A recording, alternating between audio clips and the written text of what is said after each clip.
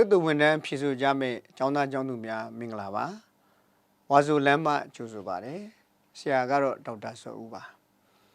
ta cái đó xe đó, tao tu mình đang ye,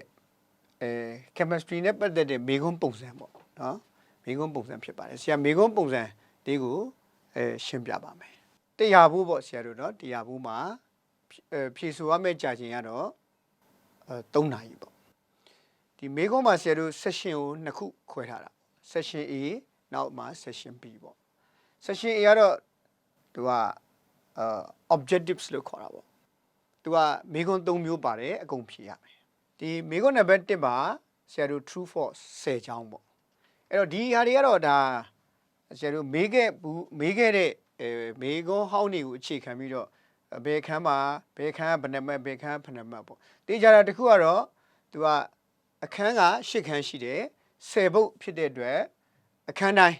တပုတ်စီပါဖို့တော့တေးကြတယ်မေကွန်းနံပါတ်1ဆရာတို့ true false 10ချောင်းပေါ့နော်မေကွန်းနံပါတ်2ကကွက်လက်10ချောင်းပေါ့မေကွန်းနံပါတ်3ကတော့ ABCD တွေကအဖြေ4မျိုးတွေကယူရတဲ့ multiple choice 10ချောင်းပေါ့နော်သင်ခန်းစာအားလုံးတွေကနေပြီးတော့သူကပွင့်နောက်ပြီးတော့မေးမှာဖြစ်ပါတယ်ဆရာဒါကတော့နမူနာမေးခွန်းပါအဲ့တော့မေးခွန်းလေးရဲ့နောက်တစ်ခုကဆရာအဖြေပါဆရာတို့ဘယ်လိုပုံစံဖြေရမလဲဆိုတာကိုပါထည့်ပြီးတော့ဆွေးနွေးပြတာဖြစ်ပါတယ်အဲ့တော့နံပါတ်ဒီ1မှာ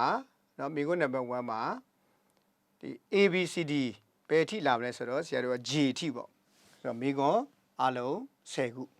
เนาะသူ့ကိုဖြေတဲ့အခါကျတော့ဆရာတို့ဘာလုပ်မလဲဆိုတော့ဒါဒီ margin line လေးပေါ့ဘေးမြင်လေးတားမယ်ပြီးတော့ဒီ margin line ရဲ့ဒီအပြင်လေးမှာဆရာတို့နံပါတ်1ထိုးမယ်ပြီးရင်ဆရာတို့က A ပေါ့နော်ဒါမိခွန်းနံပါတ် A B C D တန်းစီပြီးတော့အဲ့ဒီမှာမိခွန်းနံပါတ်10ခုပေါ့ A B C D J ထိဖြေရမယ်ဖြေနောက်တစ်ခုကဒီမှာအရေးကြီးတာကဆရာတို့ true false ကိုဖြေတဲ့အခါမှာအားလုံးစလုံးအကြီးရတဲ့ဖြေဖို့လိုတယ်မှာ F တို့ T တို့ဒီလိုအစစလုံးလေးတစ်လုံးနဲ့ရေးလို့မရဘူး။နောက်အသေးနဲ့သူတို့ရေးတာကိုခွင့်မပြုဘူး။ဆိုတော့အကြီးရင်လည်းပဲအကုန်လုံးရေးပေးပေါ့နော်။အဲ့တော့အဲ့ဒီပုံစံလေးနဲ့ဆရာတို့ဖြေဖို့လိုတယ်ပေါ့။ဖြေတဲ့ပုံစံလေးရနော်။အဲ့တော့ဒီမှာဆရာဒါလေးလဲဆရာအခုရှင်းပြအောင်ပါပေါ့နော်။မေခွန်းလေးလည်းတစ်ခါလေးပဲ။အဲ့ဒီမှာဆိုရင်ဆရာတို့ဟာလာ beryllium chloride BCl2 is a stable molecule and follows the outer rule အဲ့တော့ BCl2 ကိုဆရာတို့ကLewis structure ဆွဲကြည့်မယ်ဆိုရင်တော့ဒါသူကဒါ stable တော့ဖြစ်တယ်Lewis structure ဆွဲကြည့်လိုက်ရင် BE မှာဆရာတို့ electron ကမပြည့်ဘူးပေါ့ရှစ်လုံးမပြည့်ဘူးရှစ်လုံးမပြည့်တဲ့အတွက် outer rule ကိုမလိုက်နိုင်ဘူးပေါ့ဒါတွေကဆရာတို့တပည့်တွေအကုန်လုံးသိပြီးသားတွေလို့ဆရာတို့မျှော်လင့်ပြီးသားပါအဲ့တော့ဒါဆိုရင်အဖြေက false ပေါ့ဒါဆိုရင်ဟိုမှာဆရာတို့ false လို့ဖြေပေးရမှာပေါ့စလုံးအကြီးတွေနဲ့ရွေး false လို့ဖြေပေးရမှာစာမေးပွဲနီးလို့လောင်နေပြီလားဝါဆိုလန်နဲ့စာလုပ်လိုက်အချိန်မီပါသေးတယ်